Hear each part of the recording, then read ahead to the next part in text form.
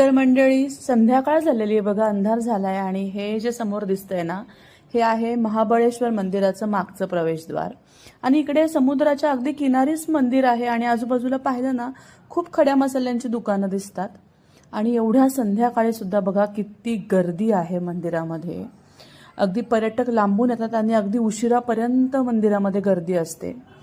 आणि रांगेमध्ये उभं राहून आपल्याला आता आत जायचंय मंदिरामध्ये.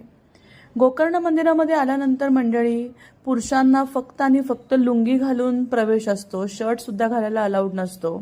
आणि महिलांना सुद्धा पारंपरिक पोशाखामध्येच आतमध्ये एंट्री मिळते.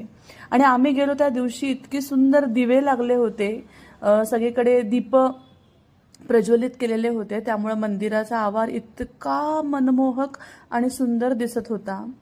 मंदिराच्या खरं तर आतमध्ये गेल्यानंतर शूटिंग करणं, कॅमेरा मोबाईल काही अलाउड नाहीये, त्यामुळे मी तुम्हाला मंदिराच्या फक्त बाहेरचाच परिसर दाखवतेय.